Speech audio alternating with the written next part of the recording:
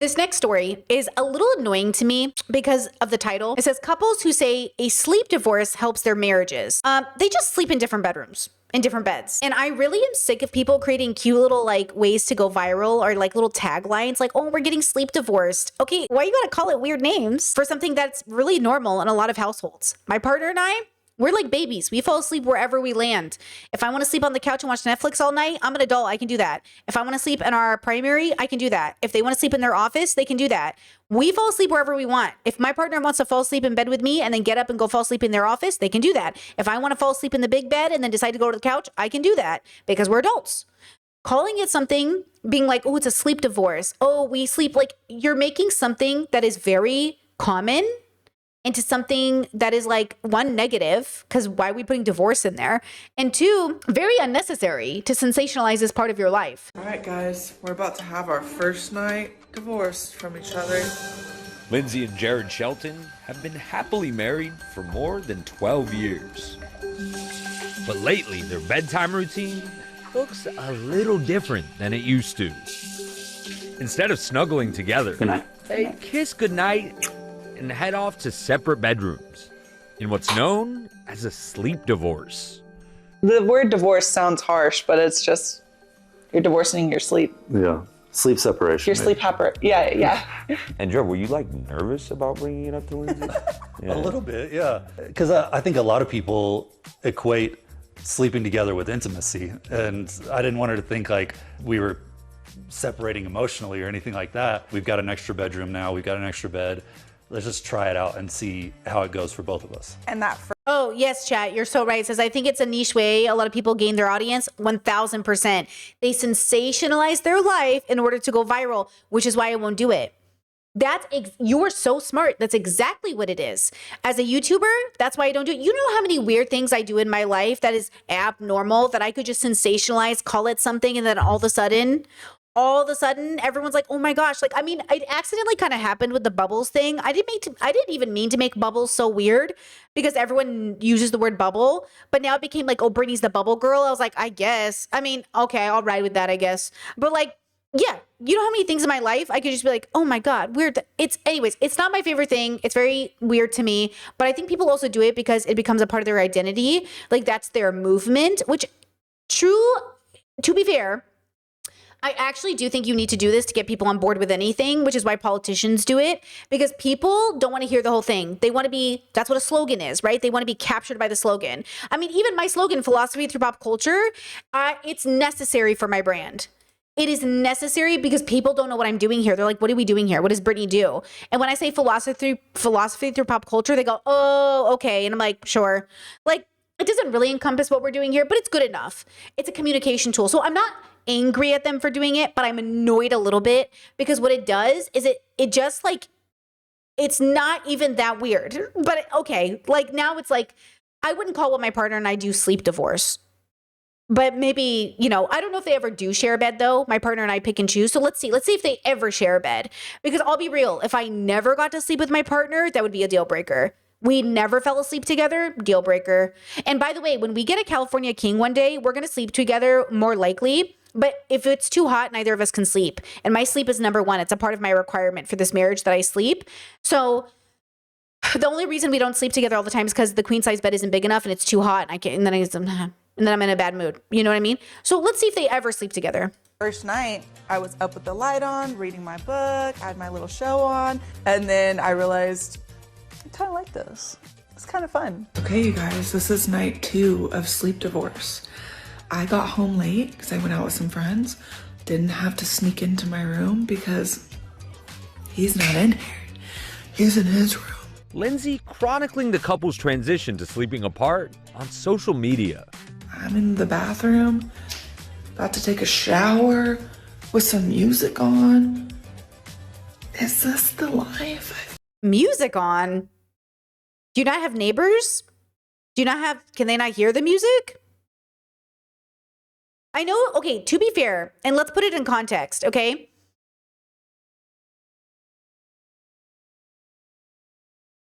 Okay, I'm not going to be mad at them. Do you know why we shouldn't be mad at them? We should be celebrating this because truly heterosexual people are suffering. Because truly straight people have never thought about sleeping apart, even though they are sleeping apart. I'm generalizing. I'm happy for them. Good for them. Next, they'll discover pegging. Godspeed.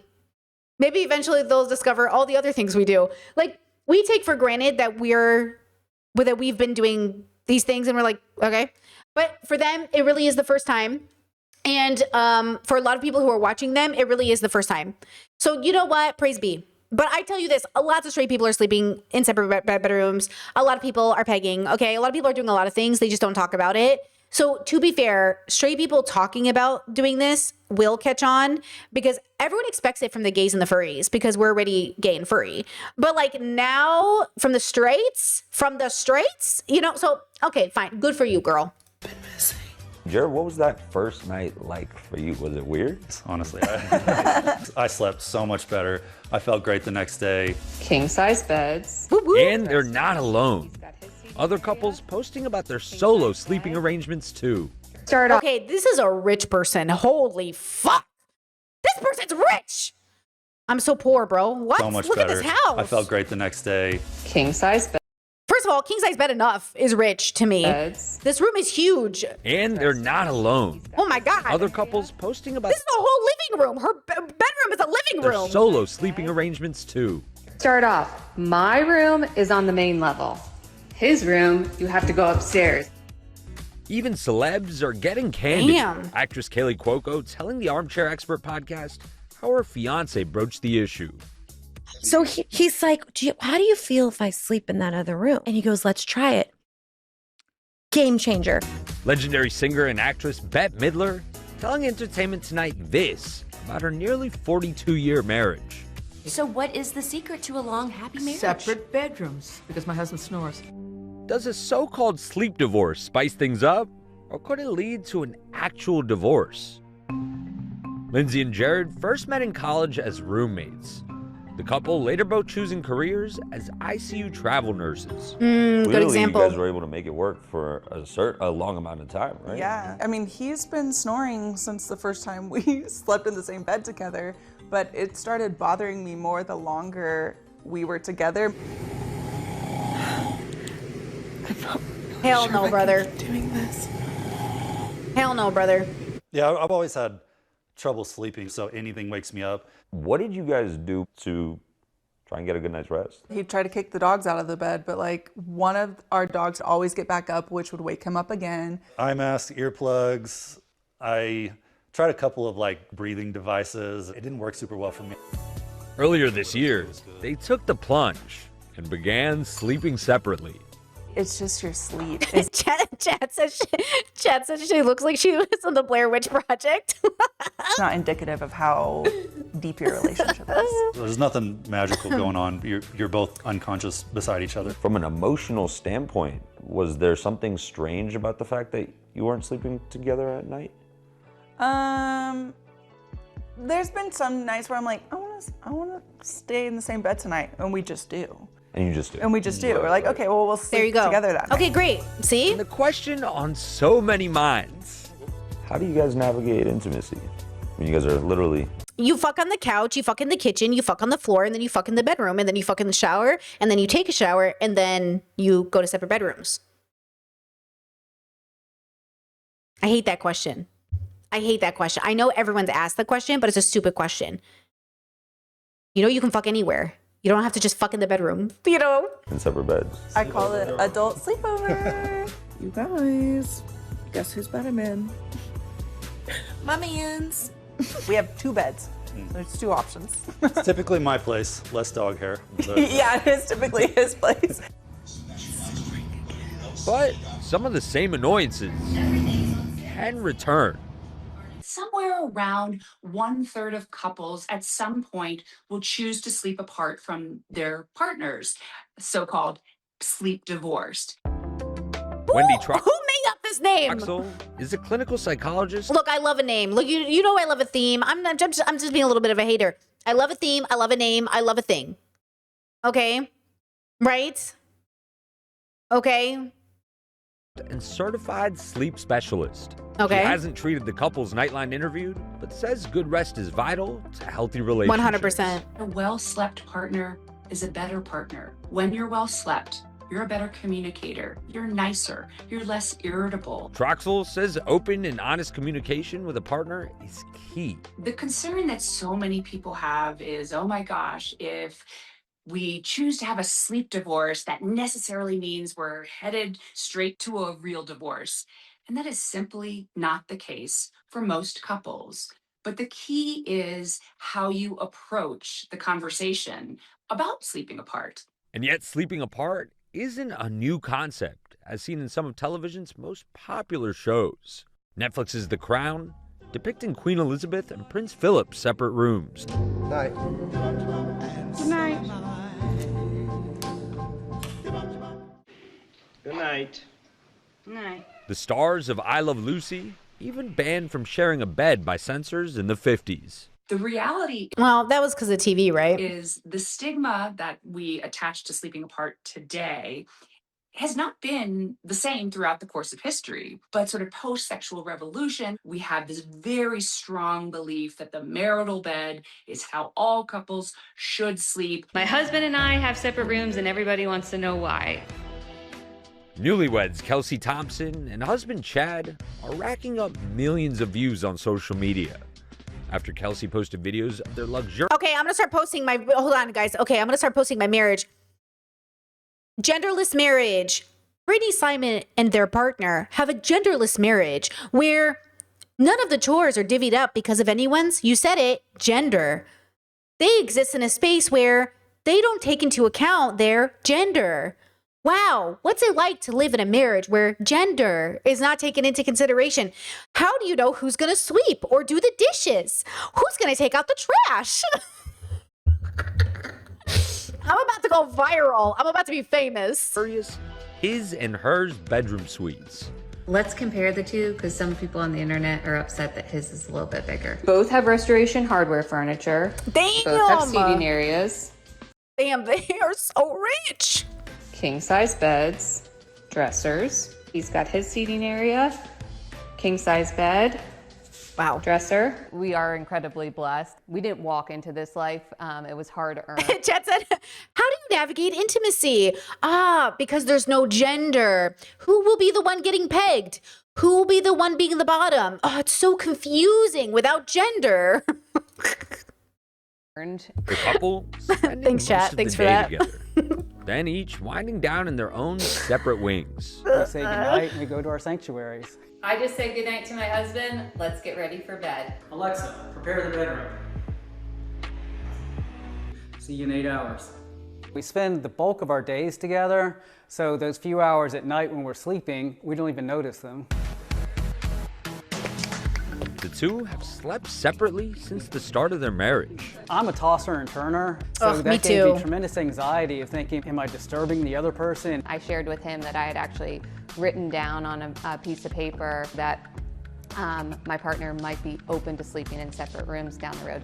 And when I shared that with him, he got like really bright-eyed. It just was like, it was such a perfect fit. It was like, oh, this is awesome. It's like, I manifested this guy. Kelsey and Chad have customized their bedrooms. I mean, you got to imagine in a world where this is so difficult, where people are so focused on gender and the health of the relationship. They'll say like, I remember when I got married and my mom was trying to give us like marriage advice. I was like, because she was trying to be helpful, but she found out my partner and I ate different food. And she was like, no, you guys have to eat the same food. I was like, look, we eat together, at least dinner, at least one meal a day we eat together. We don't eat the other 2 meals together because our schedules are different. But we eat one meal together and we eat different food. We've eaten different food since we got married. We almost rarely ate the same thing. The only time we'd ever eat the same dishes is when I used to eat meat and I used to eat animal products. We would eat like maybe some goulash, like Croatian goulash, or maybe some Assyrian dolma or something. But otherwise, we always ate different food. Even when we'd go out to restaurants or like, yeah, we have completely different palates. And my mom would say like, you have to eat the same food. It's like an intimacy thing, which I hear you. And I said, Mom, I hear you. I think that's so true that sharing food is such an intimate process. And that's how culture is created. Like, especially in Assyrian culture, there's a lot of connection that happens over eating the same food. So I hear you. Also, it doesn't really matter to our marriage though, because like we have different preferences. We have like, we're very neurodivergent, you know. To be fair, I never told my parents I was autistic. I never told my parents. Chet says, do you cook together? No. Fuck no. Hell no. Sorry. Oh my God. No. If anything, I'm like, hey, are you using the kitchen? Because I want to get in there. No, we do not cook together. Get the fuck out of my kitchen, brother. No. When my partner is around, I fuck up my cook. The other day, they were watching me cook and I dropped my food. I did this. I'm like, every time you're in the, because I'm telling you, I am very neurodivergent. I lock in. I turn on my music or my videos and I zone out. I don't even think when I'm cooking. It's my me time. It's my meditation. Do not leave me alone. I love to cook alone. Okay. And also, yeah, our kitchen isn't that big. You know what I mean? It's not that big. So it's not like we can both be in the kitchen realistically. I mean, we can help, but we can't be like in the kitchen together like that. You know what I mean? But I will just say this. I love when we can prepare our food very quickly together and then eat. So sometimes I meal prep. And it's like, hey, how long do you need to wait for your food, or how long will your food take? And then we kind of time our food to watch our shows together. You know what I'm saying? But for me, it's about the quality of our time together always.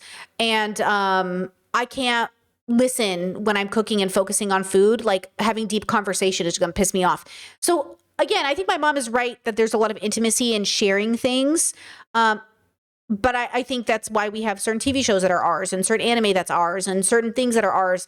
And we eat together. There's other ways to create intimacy. To optimize sleep. I've got my bed set up exactly for me. So I've got the mattress that I love. I have a temperature control on it, the sheets that I like. Now, I also love that I have a seating area. I'll sit here and I'll read. Nice. I feel very blessed that this is all mine. I have an organic mattress. I've got a blower that blows cool air right between the sheets to keep me cool. Okay. And I have a grounding pad, so I'm getting connection with the earth as I sleep. We're both very happy with our setups. In fact, we couldn't be happier. In more ways than one. There's always time for having fun. Obviously. And we are newlyweds, so. And we have a lot of bedrooms in the house. They say sleeping apart has actually brought them closer together. You basically have to date. You have to prioritize time together, and you just get to have a good night's sleep, which makes you show up better in all areas of your life. You're stinking out too hot. As for Lindsay and Jared, they say their sleep divorce has been a marriage saver. What has this done for y'all's relationship? We're best friends, but then there's also time apart, and that's whenever we're going to sleep. I think a lot of people get a little bit hung up on the symbolic parts of a relationship, that like they're your other half and they complete you, and we shouldn't complete each other. We should be two complete people that chose Oh to my be God, I love her hair. You just see the era of their fashion. Look at her cute little bracelets. Her hair, like little pump in the back, and even his little chin strap. How cute. Oh my God. Our thanks to Ash.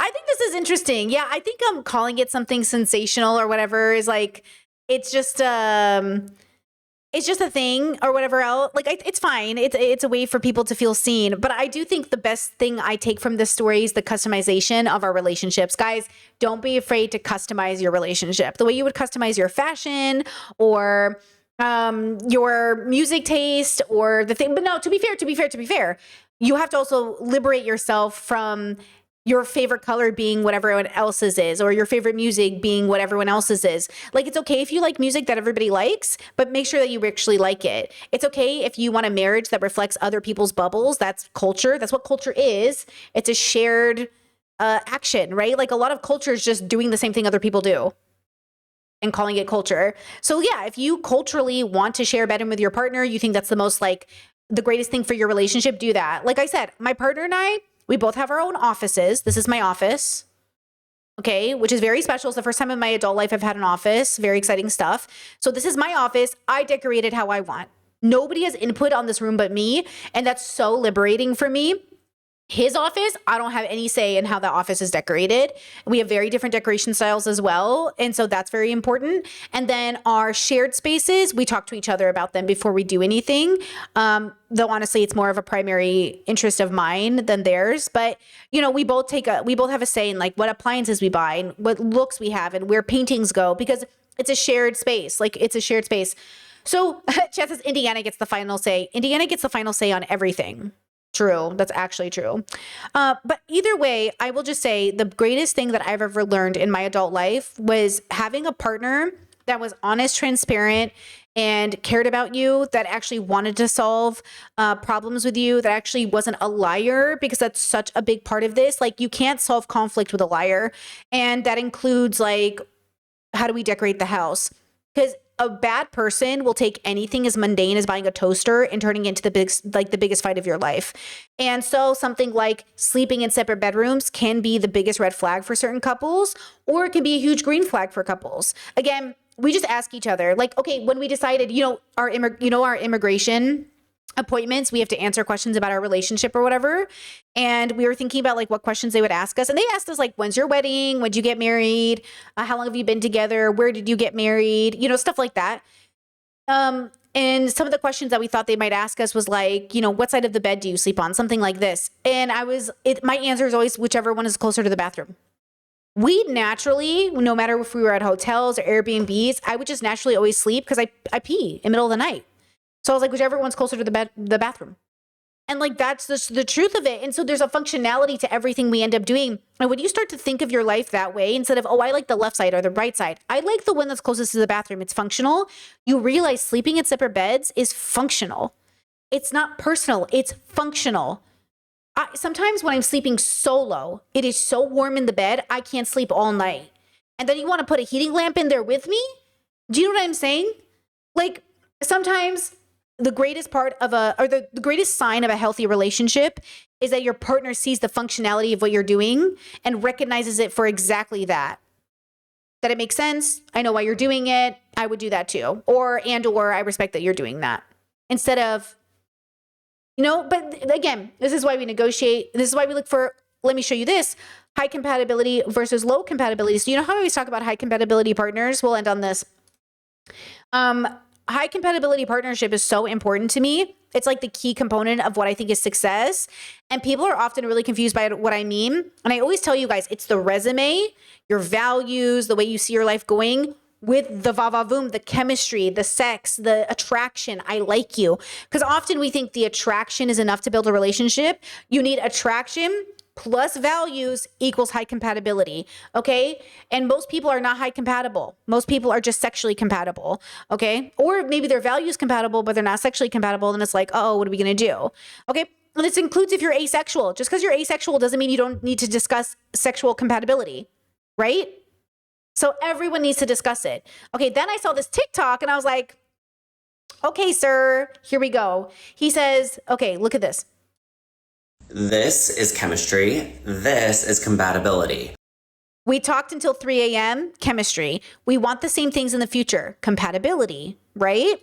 One's based on intensity, the other is based on what you're building toward in the future. This is chemistry and we love it. This is compatibility and we can't keep our hands off each other, chemistry. We handle issues as a team, compatibility. We also love it, but one functions on how it feels, the other functions on how things work when there's friction. Also important. This is chemistry and this is compatibility. Nobody has ever gotten me like this. Chemistry, we communicate respectfully even when we disagree. Compatibility. Compatibility, this is focused on a moment in time, probably the short term, whereas this is actually how you build something long term. Big success factor. And I base my relationship off high compatibility partnership, which is what I ended up calling it when I was discovering my own way of dating and courting my partner, which is, off the back of failed relationships where I was like, why do I keep dating people where the sexual chemistry is so good, but everything falls apart? Now, to be fair, every person I dated before, it wasn't just sexual compatibility. They also kind of respectfully overpromised. I think we probably both overpromised to each other in different ways for different reasons. But I always dated people who were like, I'm a liberal. I believe in gay rights. Like, I'm chill. But then the reflection of that wasn't there. Like taking advantage of your community. Remember how earlier I said, if you're a leftist, you can't be a mooch?